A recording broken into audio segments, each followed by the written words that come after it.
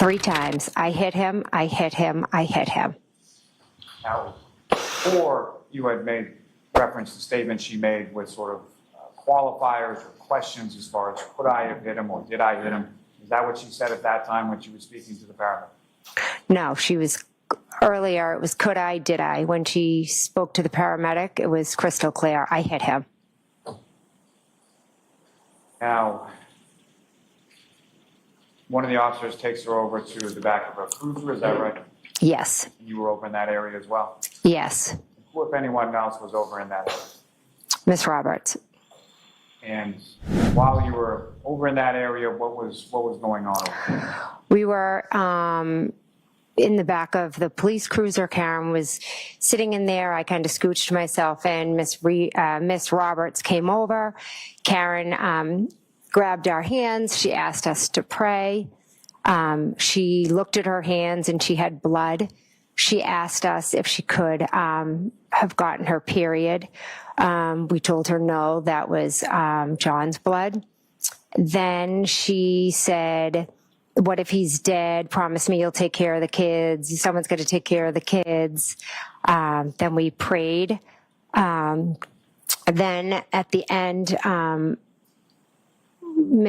they were moving John. And at that point, Karen told Kerry, go over, look, is he dead? Is he dead? Is he dead? Over and over. And Kerry said, I'll go over and check on him. And she was yelling, are they working on him? And then at that point, she grabbed my hands and she said, Google hypothermia, Google how long it takes to die in the cold.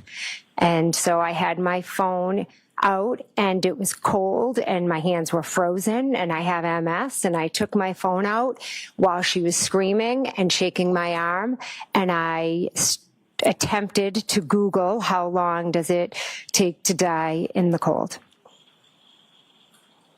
And when you conducted that search, that was at the defendant's request on scene sometime after 6 a.m. on that day, correct? Yes. You recall whether or not that came up as far as your search in Google? Is it something that you typed once or more than once, if you know? I believe I did it multiple times because as I was typing it, I don't know what else was coming up. She was screaming. My hands were shaking.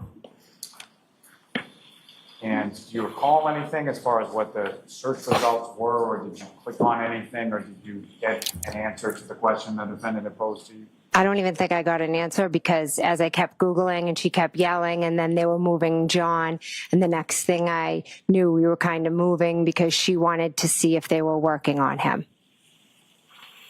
So you were moving along with the defendant over towards where Mr. O'Keefe had gone to the back of the ambulance?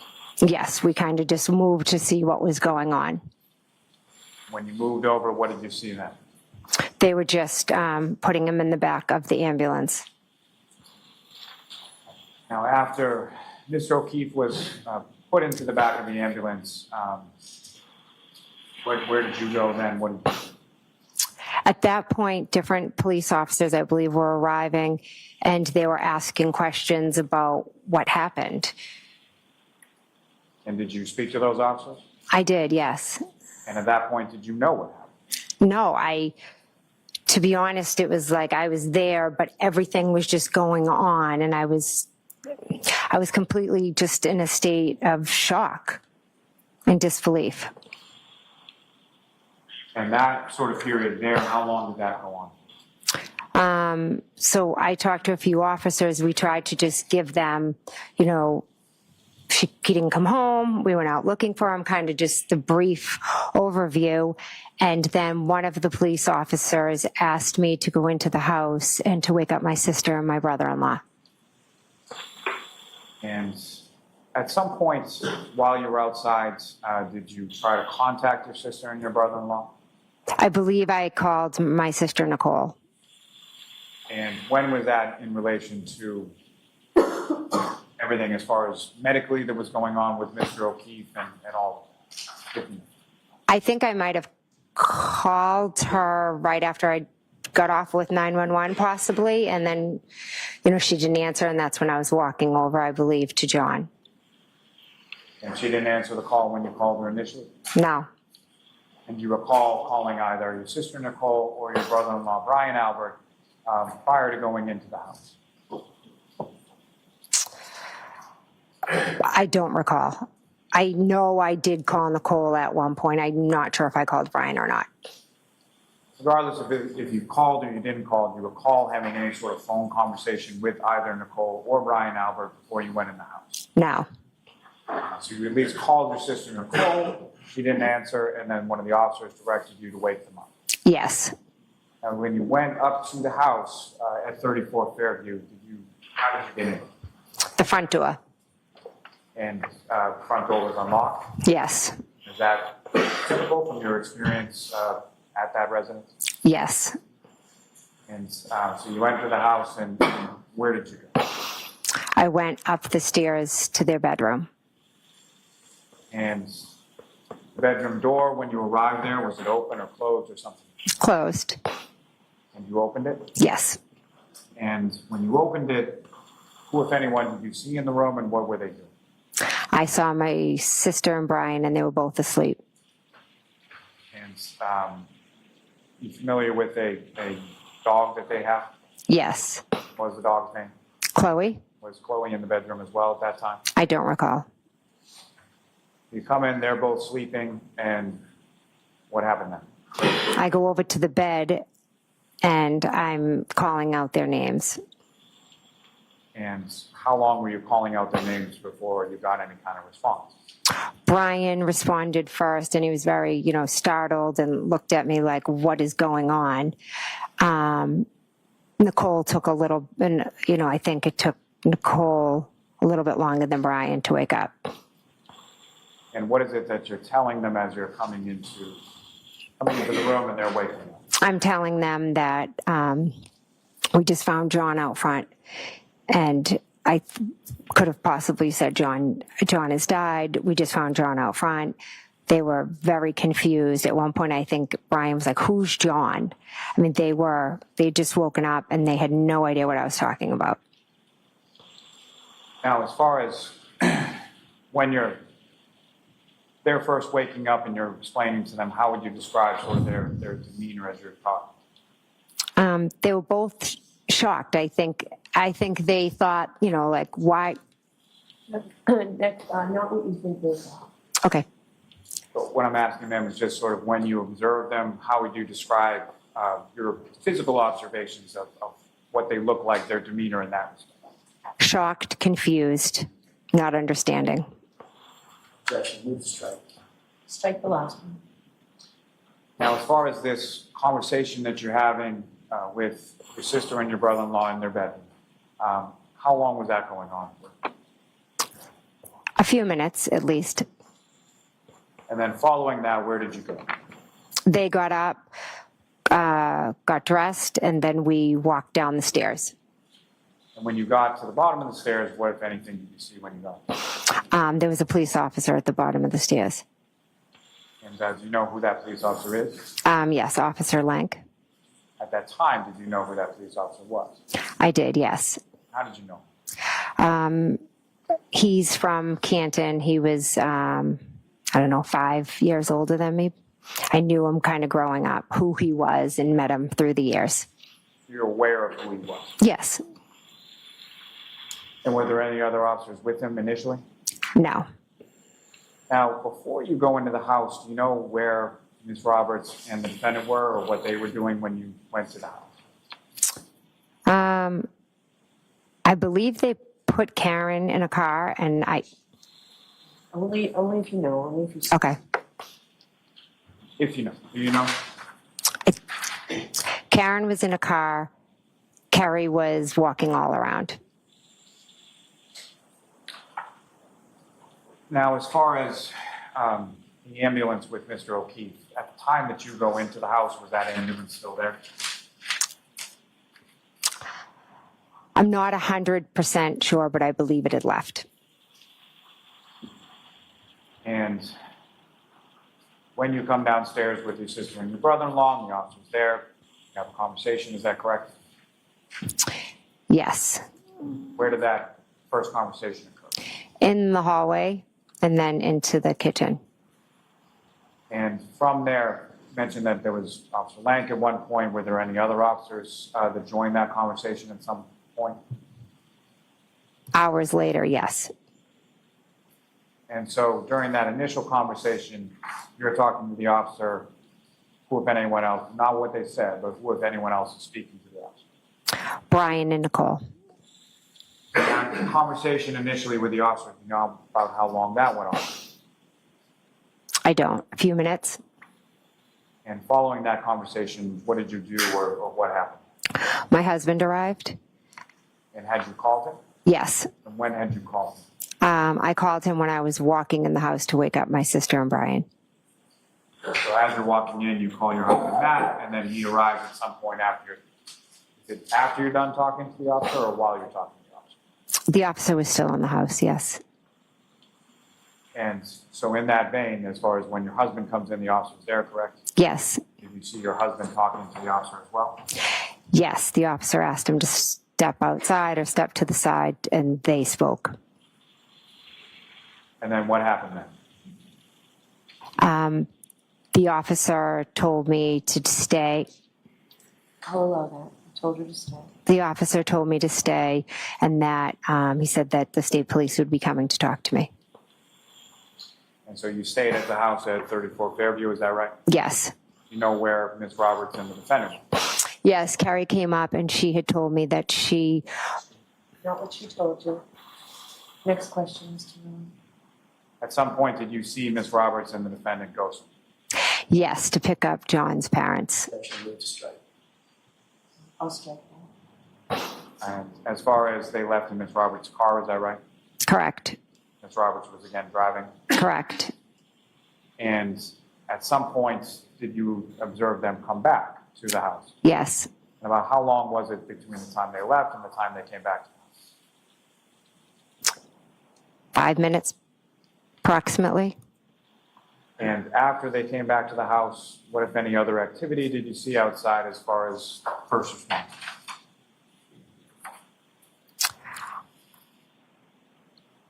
I was in the house, so I didn't see Miss Roberts pull back up.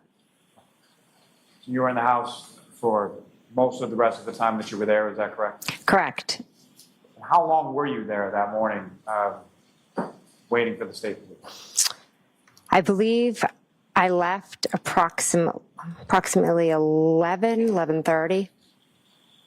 During the time that you were there, you're there, your sister Nicole Albert's there, your brother-in-law Brian Albert's there, and your husband Matthew McCabe's there, correct? Correct. And was there anybody else that arrived at some point over the course of the morning while you were there at the house? Yes. And who was that? And if you know about what time was it that they arrived? Julie Albert. Now, with reference to when Julie Albert arrived, at some point around that time, did you have occasion to look out and see sort of what was going on outside? No. Were you aware whether or not there were any police or fire or anything that was still there at the time that Miss Julie Albert arrived? There wasn't. And she comes in the house, and at some point, I'm assuming she's informed of what had transpired there before her arrival, right? Yeah. Yes. And when she's informed of that, what, if anything, did you observe about sort of her demeanor or how she reacted? Shocked. Now, in addition to Julie Albert, who, if anyone else, was at the house that morning while you were there? Officer Lank and Gallagher were there. And Brian Higgins came that morning. And do you know how Brian Higgins came to know or how Brian Higgins came to be there that morning? Did you know? I don't know. Now, you mentioned that Officer Lank came back to the house, is that right? Yes. That was after some period of time when he had left? Yes. He came back with another officer named Gallagher, is that right? Yes. And why did they come back to the house? Because I called Officer Lank. And did you have his number, or how did you get his number if you did? Julie Albert gave it to me. And so you called Officer Lank, he then comes back to the house on Fairview, is that right? Yes. And when he came back, what is it why had you asked him to come? Well, as I was sitting there and I was waiting for the state police to come, I was slowly trying to piece together what had just happened in the last couple of hours. And he had told me, if there's anything that you remember, once, if you remember anything, please, give me a call. And so there was something that you remembered and you gave him a call. Yes. And when he came back to the house, what was it that you told him? I told him about the comments and the remarks that Karen Reed had been stating that morning. And specifically, what type of remarks are you referring to that you told Officer Lank when he came back? I said that she told one of the EMTs that she hit him. Now, at some point, you indicated that you left the house on Fairview, is that right? Yes. And with your husband, I presume? Yes. And where did the two of you go? We went home. And your children were still there without either you or your husband there, is that correct? Yes. And once you arrived back home, what is it that you did at that point? We went in the house and Officer Proctor was coming over to speak with us. And that Officer Proctor, is that someone that you knew previously or had ever met before? I had never met Officer Proctor. And did he come alone or was he with someone else? He had another officer with him. You know who that officer is? Yes, Yuri Buchanan. And had you ever met Yuri Buchanan before? No. When you get home, about how long was it at the time from when you arrived home with your husband to the time that the officers from the state police came by? It was pretty quick. Now, in addition to the officers from the state police, did anybody else come over to your house on that day, late morning, early afternoon? Yes, my brother-in-law, Brian. And do you know why he came over that?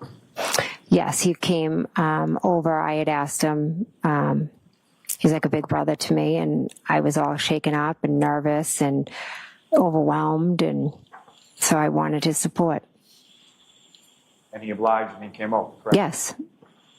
Now, at some point after the officers from the state police came over, you spoke to them, is that correct? Yes.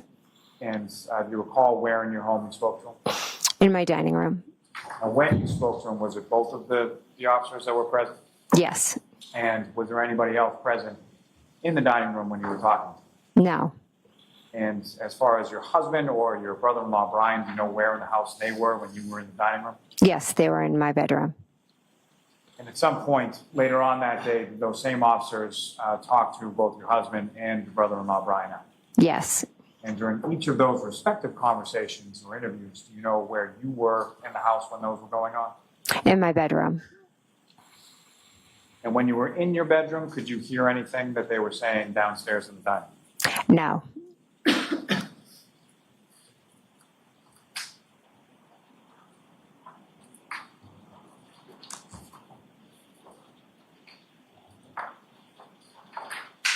Let me have a moment, Your Honor. Yes.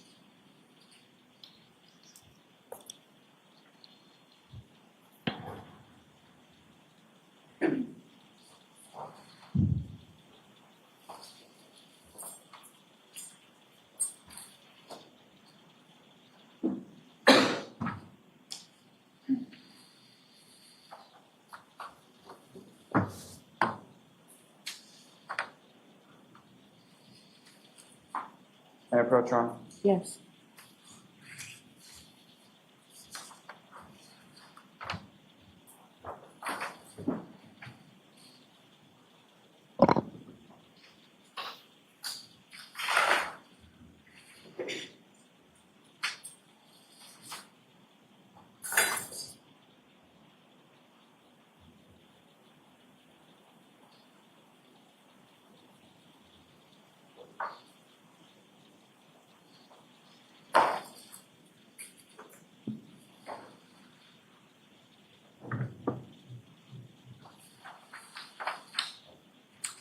I'm showing you two separate pages. Just ask you to look at each of them and then look at them whenever you're finished. Okay.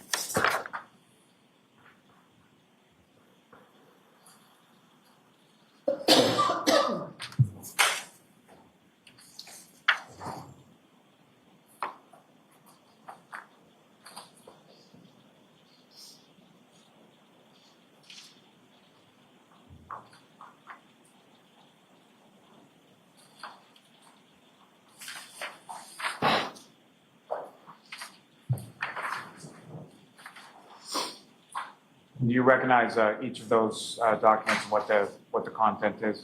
Yes, And those are essentially, one contains text messages that morning of the 29th between yourself and Ms. Reed, correct? yes, And the other one is sort of the list of phone calls between yourself and Ms. Reed from that morning as well.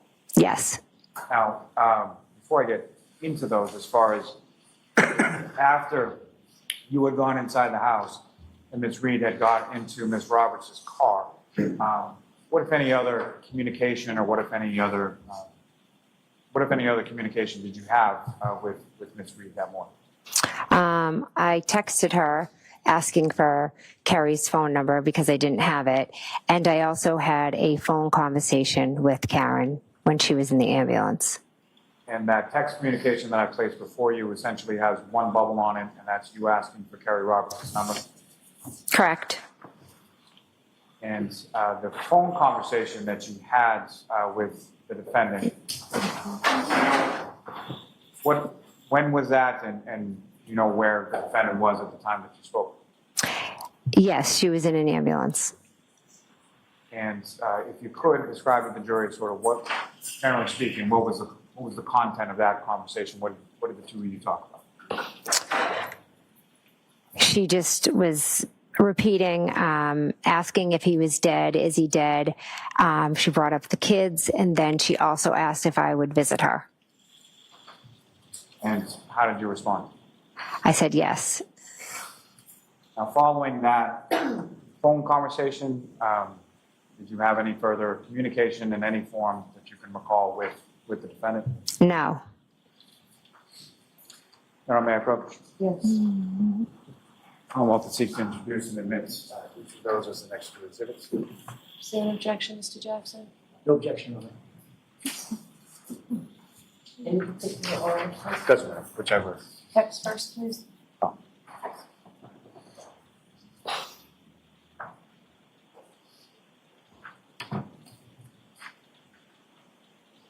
94. 95.